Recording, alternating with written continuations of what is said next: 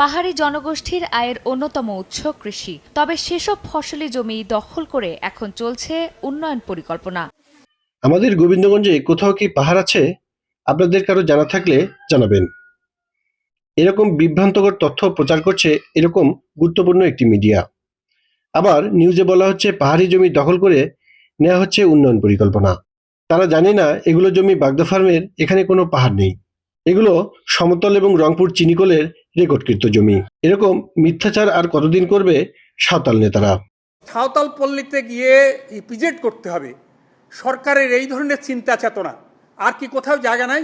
তারা বলছে সাঁওতাল পল্লীতে ইপিজেড করতে চায় সরকার। এটা একটা সম্পূর্ণ মিথ্যাচার। যেখানে ইপিজেড নির্মাণের প্রস্তাব করা হয়েছে সেখানে কোনো বসতি নেই, বরঞ্চ রংপুর চিনিকলের 1842 একর রেকর্ডকৃত জমিগুলো তারা দাবি করছে। 1856 সালে রংপুর চিনিকল এই জমিগুলো অধিগ্রহণ করে আখ চাষের জন্য। চিনিকল বন্ধ হলে সাঁওতালরা এই জমিগুলো দখল করে লিজ বাণিজ্য করছে, আর টাকা ভাগ খাওয়া দালালরা মিথ্যা তথ্য প্রচার করছে। ইপিজেড ঘোষণার পর থেকে উত্তরবঙ্গের মানুষের একটি প্রাণের দাবি এটি।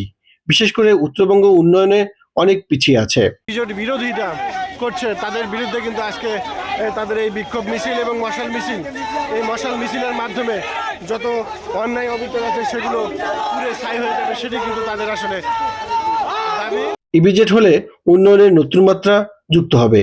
এই বিষয়টিকে ব্যক্তিগত ইস্যু তৈরি করে হাজারো মানুষের কর্মসংস্থানে বাধা সৃষ্টি করছে নামধারী কিছু সাঁওতাল নেতা।